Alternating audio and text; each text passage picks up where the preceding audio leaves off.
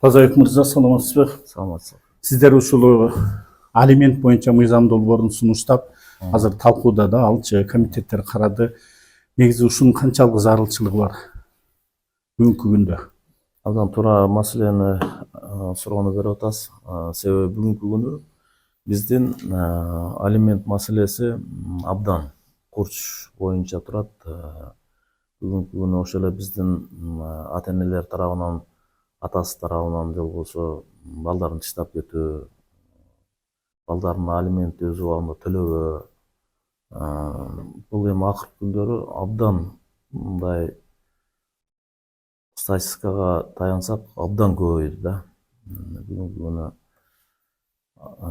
ар бир жерде эле ошо жаш балдардын каралбай кеткендиги же болбосо ата энеси алиментти өз убагында төлөбөө милдеттемелери абдан бир мындай жөнөкөй эле мындай көрүнүш болуп калды да.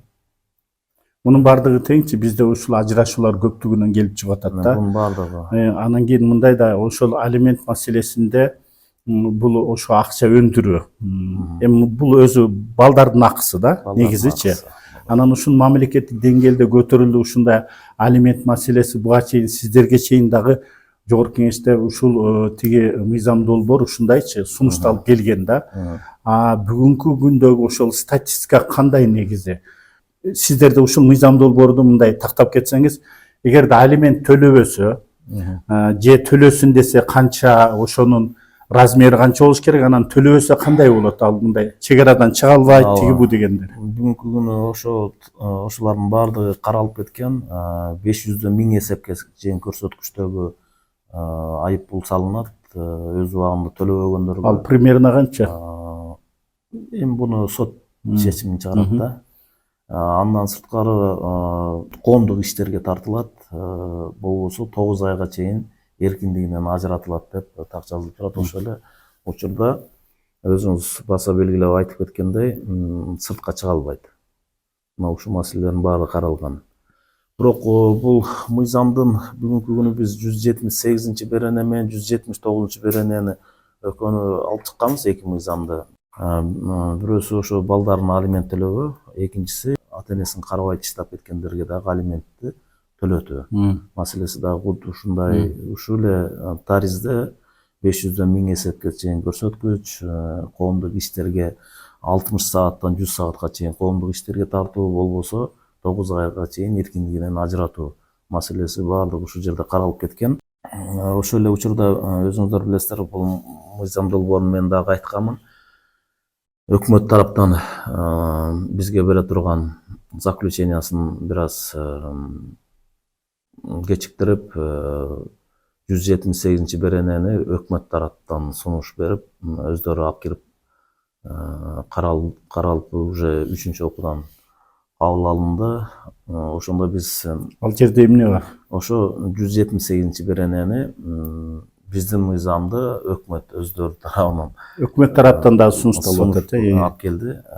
Ошондуктан биз мына азыркы экинчи окууда 178 беренени алып салабыз дагы 179 берене ата энеси боюнча таштап кеткендерге алименттик эсептик акчаны төлөтүү маселеси каралып атат. Мына өзүңүздөр билесиздер, бүгүнкү күнү ата энесин карабай таштап кеткендер дагы абдан көп да.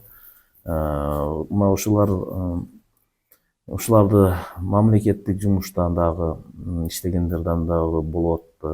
Ошондой эле ата энесин таштаган аз келгенсип, ата энесинин пенсиясы тийгенде, мен 6-чакырылышта да көргөм да бул маселени.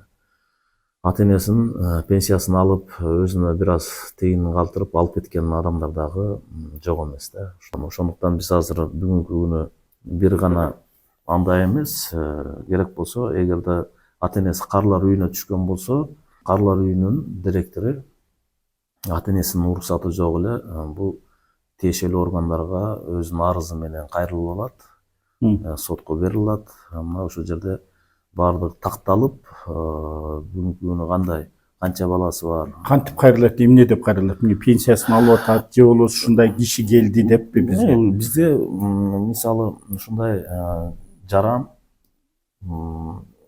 бизге түштү. деп ошол эле укук коргоо органдарына кайрылуу кылат. Мына ушул жерден булар процессти тактайт. Кайсы жерден келди, ким, канча баласы бар, абалы абалы кандай, кандай, ишти караш керекпи, башка кылыш керекпи. ошонун баардыгын тактап, анан сотко ишти сотко өткөзүшөт да. Сотто эгерде багууга жараган балдар болсо, сөзсүз түрдө сот тарабынан аларга ата энесин алиментин төлөткөнгө ошол жерден сот аркылуу чечим чыгарат. Эми ар бир ата эне балдарын бакканда жакшы ниет менен, жакшы ой менен багат да, билесиздер. Канча деген ден соолугун, канча деген өмүрүн берип, балдарын чоңойткондон кийин келини жакшы чыгып калабы же баласы начар чыгып калабы, ошонун айынан үйгө батпай, каарылар үйүнө таштап коет дагы. Ошончо мээнет кылган ата энени үйүнөн чыгарган аз келгенсип мамлекет баксын деген ушундай жарандарыбыз дагы жок эмес да. Эмне үчүн? Эгерде ата энеси балдары үчүн өзүнүн өмүрүн берип, ушунчалык ден соолугун берип чоңойткондон кийин эмне үчүн бул адамдар ата энесин мамлекет баксын деп таштап койгон дагы бир туура эмес. Мына ошолорго дагы алиментти төлөттүрсөк, бул бир жагынан ошо ата энеге дагы жакшы болот. Ошо каарылар үйүнө түшөт акча, ошо ата энесине жумшала турган акча болот да. Кененирээк болот. Кененирээк болот. Бунун пенсиясын дагы алып кетип аткандар дагы болуп атат деп атпайбы мындай случайлар. Биз ошол нерсени булчу өзү коомдогу мындай көйгөй маселе да. Кыргыз ата энесин качан таштачу эле деп биз бир нече жыл мурдары айтып келсек, азыр кадимки сиз айткандай көрүнүш болуп калды. Бирок эгерде ошол ата энесине мынакей алиментти төлөбөсө дагы эле жаза барбы? Жанагындай чек арадан өтө албайбы? Сөзсүз түрдө ушунун баардыгы жанагы 60 сааттан 100 саатка чейин коомдук иштерге тартуу, иштетүү, 500дөн 1000 эсепке чейин алимент төлөтүү, же болбосо 9 айга чейин эркиндиктен ажыратуу. Эгерде ушунун баардыгы ошондой эле сыртка чыга албайт. Ошондой эле сыртка чыга албайт. Себеби бунун баардыгы каралган. Себеби мындай алып барбасак, бүгүнкү күнү биздин мыйзамыбыздын эң негизги маселеси алимент төлөтүү болуп атат дагы, андан сырткары ата энесинин уруксаты жок. Ошо кайсы мекемеге түшкөн болсо, ошо мекеменин жетекчиси кайрыла берет. Же болбосо айыл өкмөттө, же болбосо айылда кароосуз калып кеткен ата энелер дагы бар да. Мына ошо айыл башчы деген бар, айыл өкмөт деген бар. Мына ошолор карасып, социалдык кызматкерлери, ошолор бул жагы абдан жакшы экен. Анткени себеби ал ата эне эч качан неме мындай сотко чуркап, же ден соолугу же карылыгынан мүмкүнчүлүгү болбой да калышы мүмкүн да. Анан бул өтө баягы кандай десек, мындай өтө түйшүктүү процесс болуп саналат да. Бул жагы жакшы экен. Тактап кетсеңиз, ошондо деген мынакей балдарга алимент төлөбөгөндөр боюнча мыйзам долбоорун ушул тарапта азыр өкмөт өзү сунуштап аткан турбайбы? Өзү сунуштап. Мындайча айтканда, биздин мыйзамды өкмөт тарап заключениясын бербей, бизден мурун алып чыгып аракет кылышты. Эми бул конституциялык соттун чечимине таянышып дагы ушул нерсени киргизип. Бул жакшы. Эми эң негизгиси биз бул маселени көтөрдүк.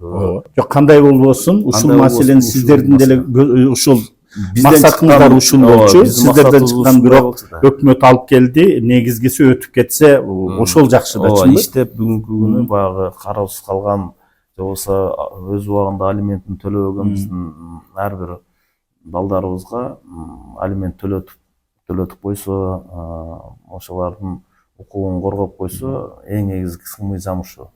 Негизги мыйзамды сунуш кылдык. Өкмөт тараптанбы, биз тараптанбы, бул мыйзамдын эң жакшысы иштеп кирип калганы, булардан жакшы да мыйзам долбооруна.